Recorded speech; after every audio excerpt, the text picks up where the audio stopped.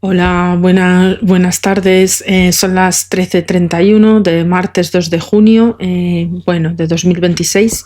Como sabéis, ayer no pude grabar, lógicamente y evidentemente, porque estuve en el hospital. Bueno, no tengo muy buenas noticias. Los anticuerpos tumorales, por desgracia, siguen aumentando.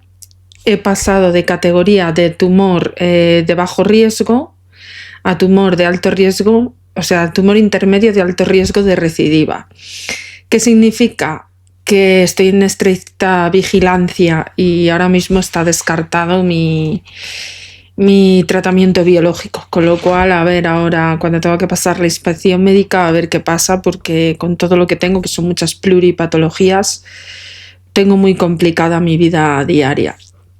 Bueno, al margen de esto, he visto que ha tenido muy buena acogida entre vosotros el hecho de hacer la distinción de los canales de historia, también en idiomas como el inglés británico-americano y el alemán, que son los idiomas en los que soy bilingüe, como os he explicado, y así poder llegar a acceder con más facilidad a otro mercado de audiencia. La historia es, aunque lo he colgado aquí en el rincón de la historia, seguramente crearé una lista aparte para que la puedan seguir las gentes o las personas que a lo mejor tienen dificultades con el castellano para entenderlo todo.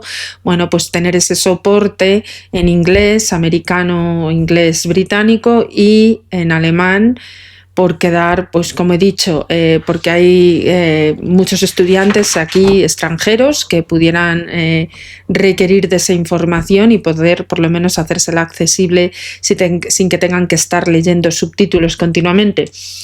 Era para hacerlo en todos los vídeos que ya he publicado, pero por desgracia el tiempo, material, edición de vídeos me lleva mucho trabajo. ¿Y qué pasa? Entre los problemas de salud que tengo y que me resulta complicado, pues ya tendría que empezar a descargarlos uno por uno, dividirlos en tramos de media hora más o menos, para que no sea tan denso y no sea tan aburrido. Pero voy a intentar, en medida de lo posible, grabar eso, capítulos más o menos de media hora cada uno, con un alto, pues eso, para hacer las traducciones correspondientes. Bueno, al margen, nos habíamos quedado en que íbamos a comenzar la Iglesia Ortodoxa Bizantina, que es la iglesia de rito oriental, ¿vale? Es católica, pero de rito oriental, ¿vale? La iglesia o la ortodoxia bizantina o cristianismo ortodoxo bizantino está reorganizado en iglesias autócefalas, es decir, de una sola cabeza que se rigen a sí mismas. De los cuatro antiguos patriarcados que junto con la Iglesia de Roma conformaban la pentarquía del primer milenio. Los patriarcados de origen más reciente y de otras iglesias ortodoxas, en la corriente principal canónica hay un total de 14 o 15 iglesias autocéfalas que conforman la Iglesia ortodoxa. Y aunque existen también otras iglesias no reconocidas para las iglesias canónicas, cada iglesia autocéfala es gobernada por una jerarquía independiente encabezada por un patriarca, que sería como el Papa nuestro, solo que en el rito oriental. Arzobispo o metropolitano, que por ejemplo en Alejandría, Antioquía o de Jerusalén tenían esta forma de autoridad, y lo que hacen autoridad suprema en su propia iglesia, reconociendo un primado de honor al patriarca de Constantinopla.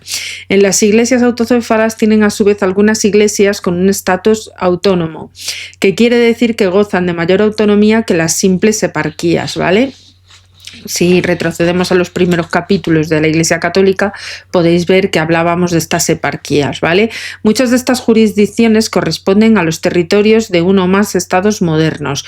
Por ejemplo, el Patriarcado de Moscú corresponde a Rusia y algunos de otros estados postsoviéticos, que pueden incluir metrópolis, obispados, diócesis, parroquias, monasterios o metoquiones periféricos correspondientes a las diásporas, que también pueden estar ubicadas fuera del país y en las que reside el primado. En este caso, el Patriarcado Ecuménico de Constantinopla, cuyo territorio canónico se encuentra ubicado en parte del nororiente de Grecia. En ocasiones tales jurisdicciones se superponen, por ejemplo, la región de Besarabia que se superponen las jurisdicciones de los patriarcas de Bucarest y de Moscú.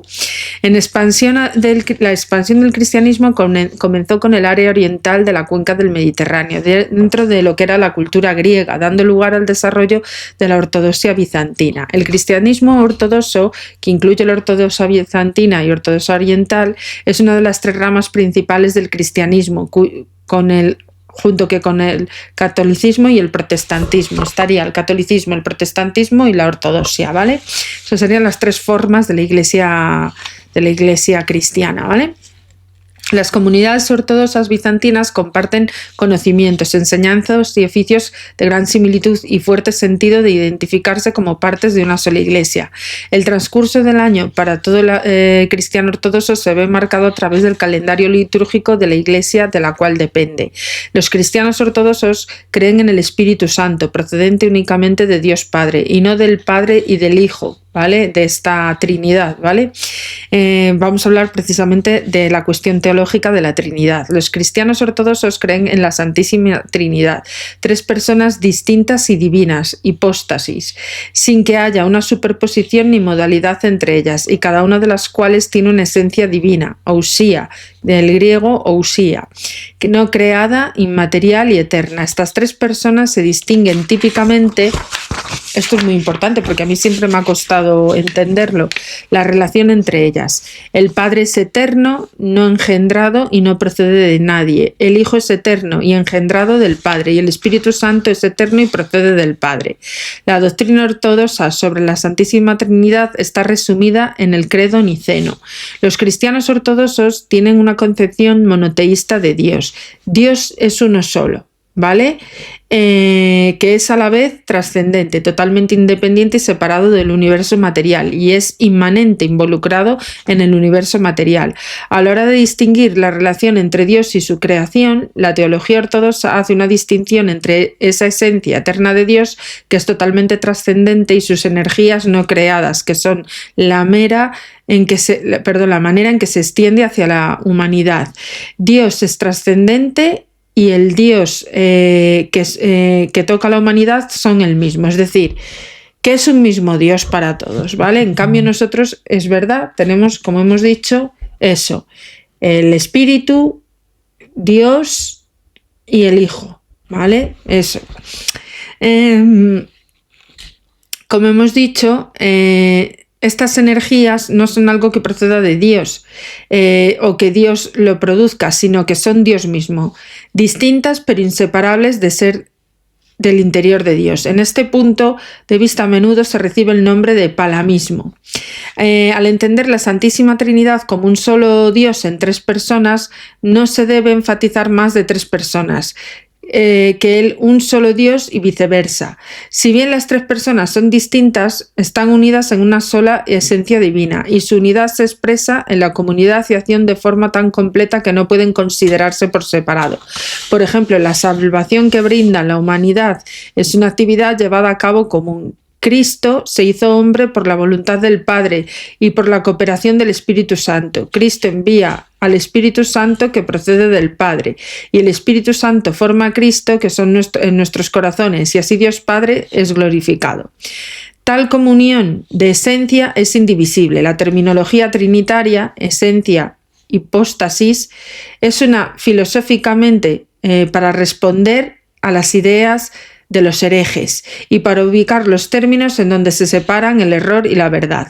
Las palabras hacen lo que pueden hacer, pero se cree que la naturaleza de la Santísima Trinidad en su plenitud permanece más allá del entendimiento y expresión de los humanos, el misterio sagrado que solo puede experimentarse. Vamos a hablar ahora de lo que es en la Iglesia ortodoxa el pecado, la salvación y la encarnación. Cuando los cristianos ortodoxos se refieren a la naturaleza caída y no afirman que la naturaleza humana se haya vuelto malévola, un segundito por favor, un momentito. Los cristianos, como había dicho, ortodoxos se refieren a la naturaleza caída y afirman que la naturaleza humana se haya vuelto malévola en sí misma. O sea, no lo afirman.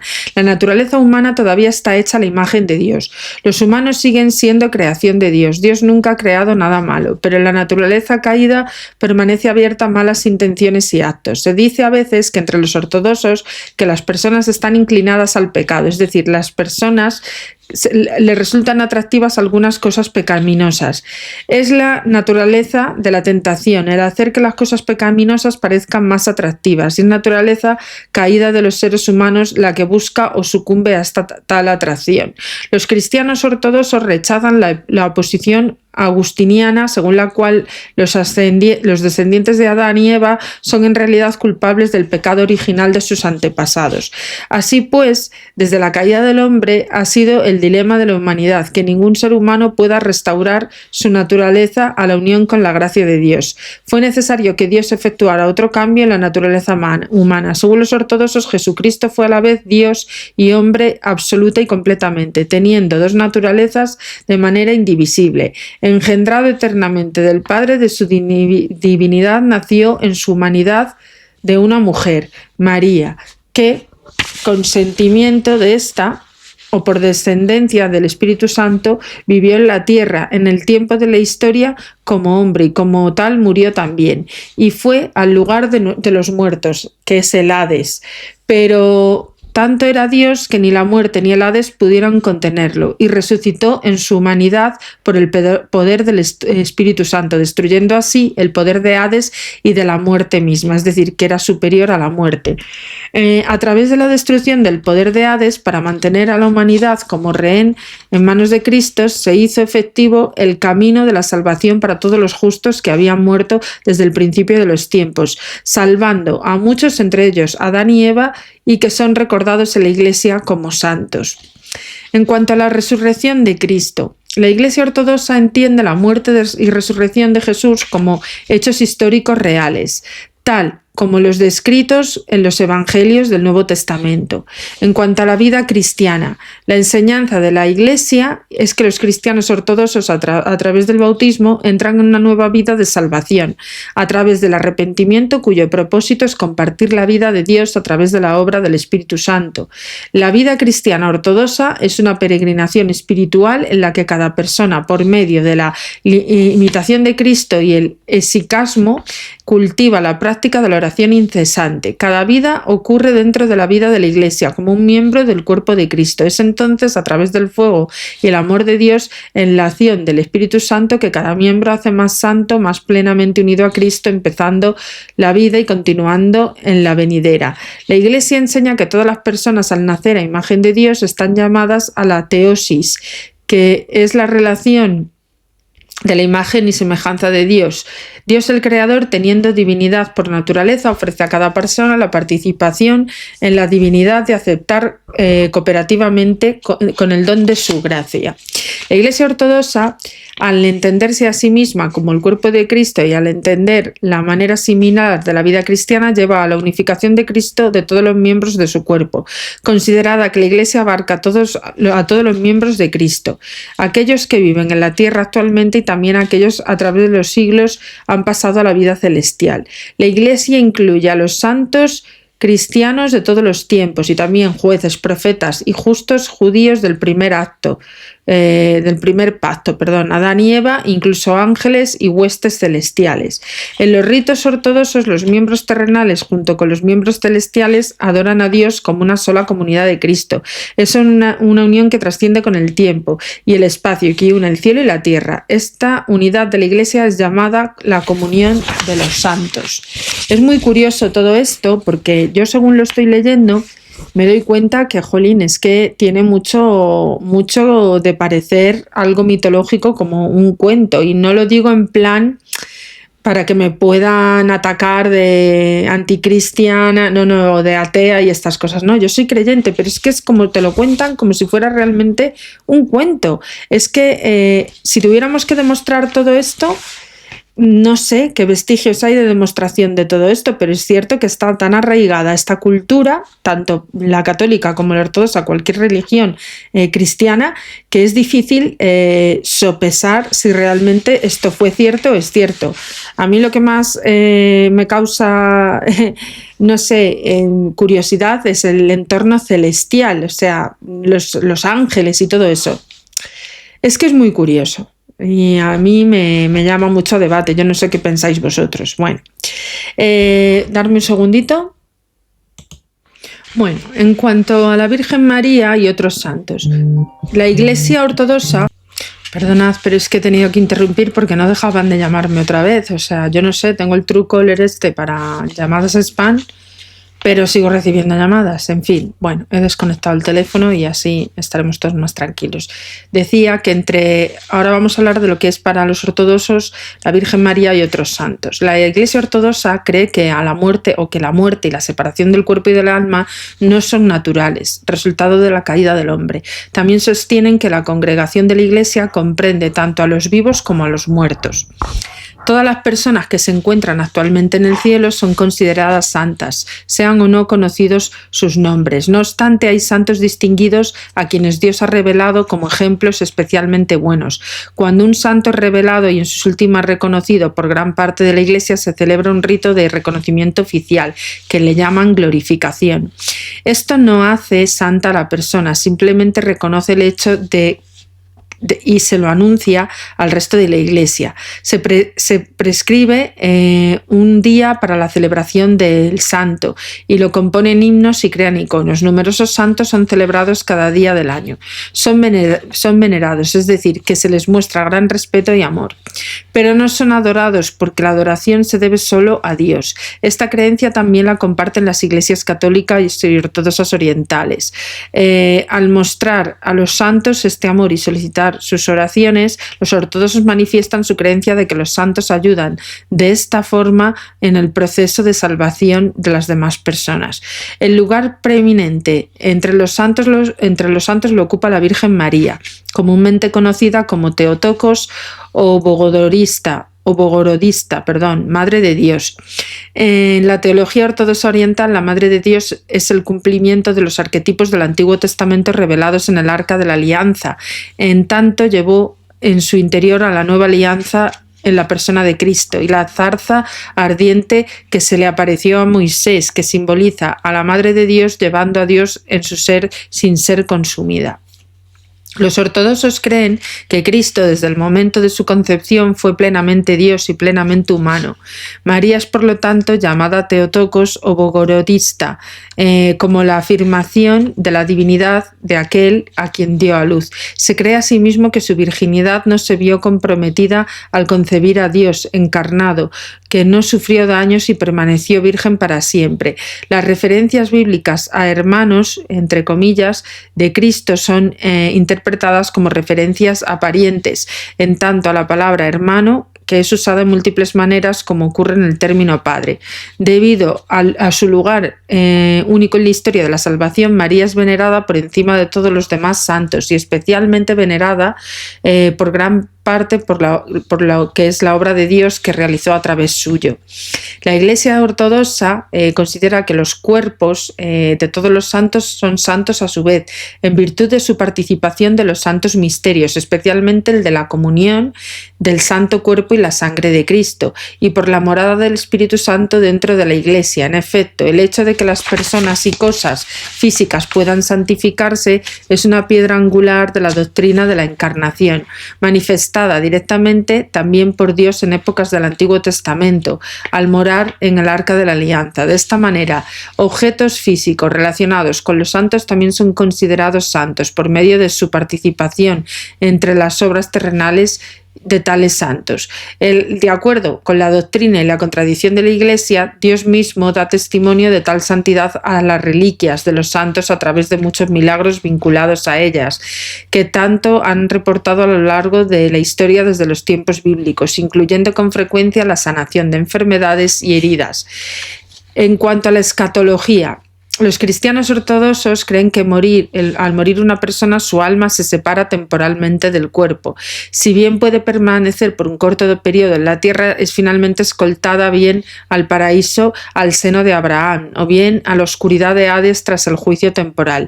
Los ortodoxos no aceptan la doctrina católica del purgatorio. La experiencia que tiene el alma de cualquiera de estos estados es solo el anticipo experimentado solamente por el alma, hasta el juicio final, cuando el alma y el cuerpo serán reunidos. Los ortodoxos creen que el estado del alma en el Hades puede verse afectado por el amor y oraciones de los justos hasta el tiempo del juicio final. Por tal razón, la Iglesia ofrece una oración por los difuntos especial el tercer día y el noveno día y el 40º día y el primer aniversario de la muerte del cristiano ortodoxo. Asimismo, hay varios días a lo largo del año que se reservan para una conmemoración general de difuntos, incluyendo en ocasiones a los no creyentes. Tales días suelen caer en sábado, tanto que fue el día en que Cristo yació en la tumba. Los ortodoxos creen que tras el juicio final todas las almas serán reunidas en sus cuerpos resucitados. Todas las almas experimentarán plenamente su estado espiritual. Habiendo sido perfeccionados, los santos progresarán para siempre hacia un amor más profundo y pleno de Dios, equivalente a la felicidad eterna. La Biblia de la Iglesia Ortodoxa Oriental contiene el texto de la Septuaginta del Antiguo Testamento, junto con el libro de Daniel y la traducción de Teodoción, respecto del Nuevo Testamento que se usa en el texto patriarcal. Los cristianos ortodoxos afirman que la Biblia es un icono verbal de Cristo, tal y como fue proclamado en el Séptimo Concilio Ecuménico, y se refieren a la Biblia como Sagrada Escritura, es decir, los escritos contienen las verdades fundamentales de la fe cristiana tal y como fueron concebidos en su época y reveladas por Cristo y el Espíritu Santo a sus autores humanos divinamente inspirados. Las Sagradas Escrituras conforman el testimonio escrito primario y autorizado de la Sagrada Tradición y son esenciales como la base de todas las enseñanzas y creencias ortodoxas.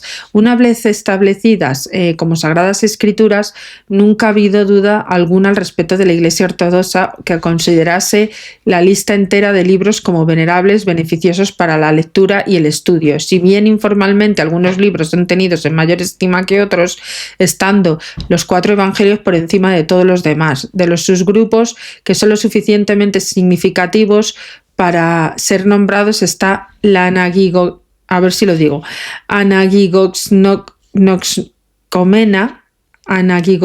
Anagignoscomena, madre mía, cosas que son leídas, e incluyen 10 de los libros del Antiguo Testamento rechazados por el canon protestante, pero considerados por los ortodoxos dignos de ser leídos en los ritos de culto. Si bien tienen una estima menor los 39 libros del canon hebreo, el nivel más bajo en que se encuentran los libros restantes no son aceptados ni por los protestantes ni por los católicos, entre ellos el Salmo 151. Si bien es un salmo, se encuentra dentro del libro de los Salmos y no está clasificado dentro del Salterio, que son los primeros 150 salmos.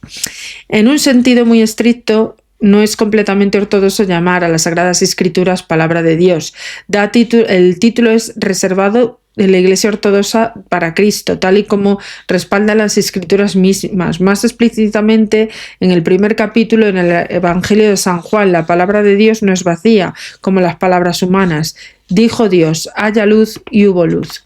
La ortodoxia no se suscribe a la doctrina protestante de sola escritura.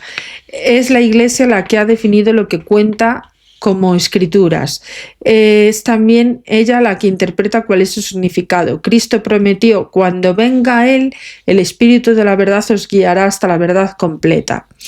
En perspectiva ortodoxa debe entenderse que las escrituras contienen hechos históricos como poesías, modismos, metáforas, símiles, fábulas, morales, parábolas, profecías y literatura sapiencial, y cada uno de ellos tiene su propia consideración y su interpretación.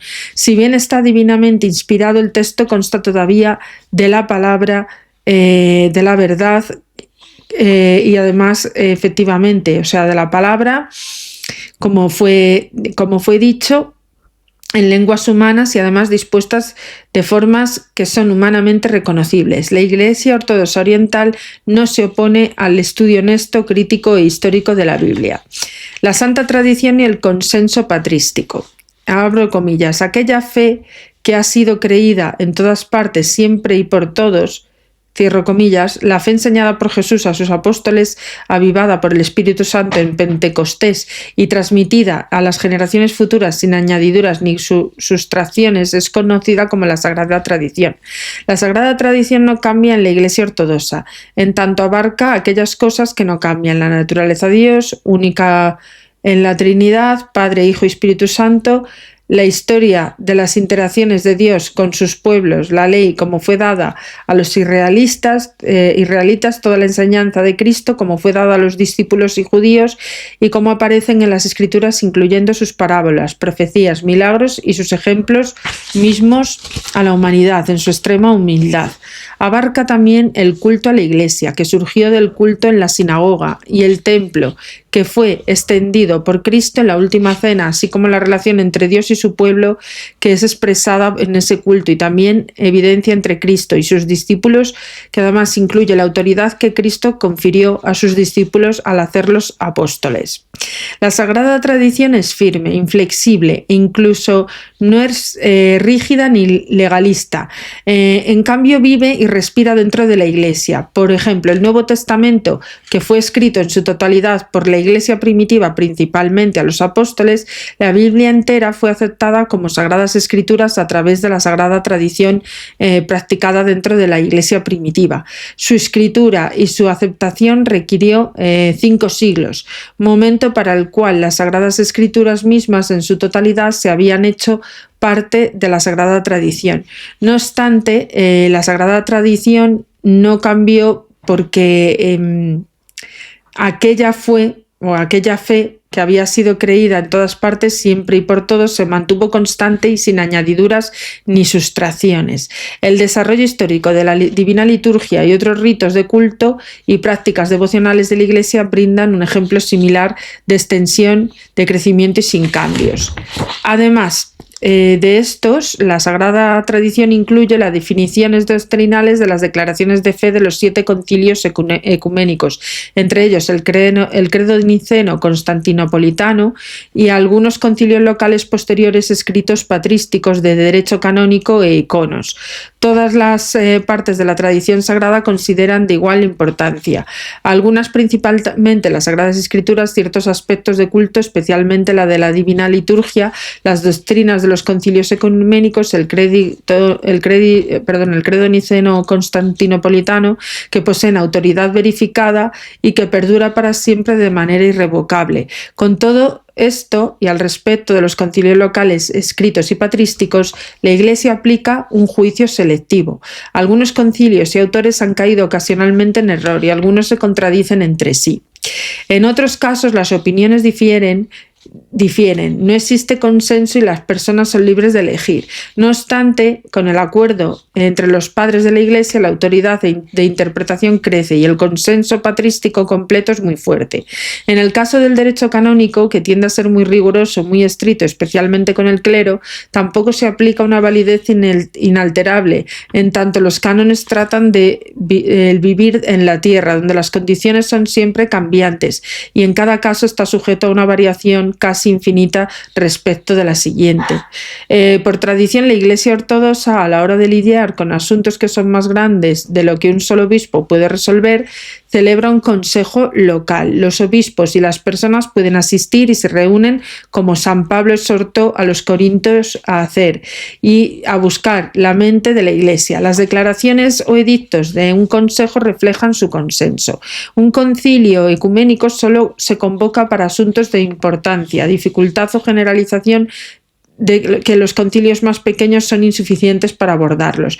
Las declaraciones y cánones de los concilios ecuménicos tienen un peso vinculante en virtud de representación a lo largo de la Iglesia entera, pero que la mente de la Iglesia puede observarse fácilmente. No obstante, no todos los asuntos son tan difíciles como para requerir que se convoque un concilio ecuménico para resolverlos. Algunas doctrinas y decisiones no definidas en una declaración formal y proclamadas oficialmente, con todo, son sostenidas asumidas por la Iglesia de manera firme e unánime, sin perturbaciones internas, y estas que también reflejan la mente de la Iglesia son firmemente irrevocables, como una declaración formal por parte de un concilio ecuménico. La ausencia de formalidad no implica ausencia de autoridad dentro de la sagrada tradición.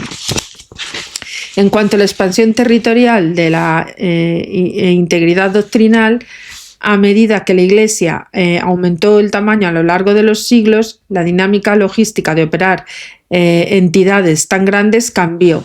Patriarcas metropolitanos, archimandristas, abades, abadesas, todos se crearon para cubrir ciertos puntos de administración.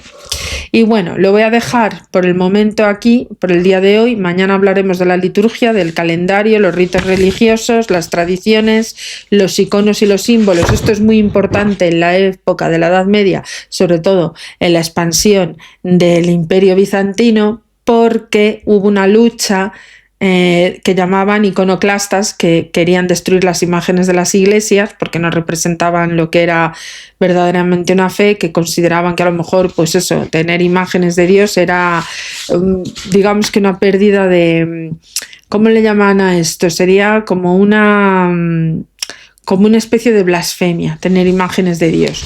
Bueno, ya profundizaremos en eso, pero es que hubo una guerra entre iconoclastas y la gente defensora de las imágenes en las iglesias, como es la Iglesia cristiana católica. Bueno, seguiremos a partir de aquí. Ruego que os sigáis suscribiendo y bueno, pues como os dije, mi labor será ampliar de aquí en adelante pues estas informaciones en 3 idiomas: español, inglés y alemán. Os mando un abracito, seguir suscribiéndoos, por favor, no dejéis de hacerlo, que a mí me gustaría llegar a los 100.000 suscriptores para que podamos de una vez por todas magnificar el conocimiento y que llegue a todas partes por igual, y desde luego que sirva para algo. En el mejor de los casos, para combatir la ultranza de estas barbaridades que se dicen en internet y en las redes sociales. Esta ignorancia brutal que no lleva a ningún lado, que solo fomenta el odio y nos lleva al declive como seres humanos. Un saludito y que paséis buen día. Adiós.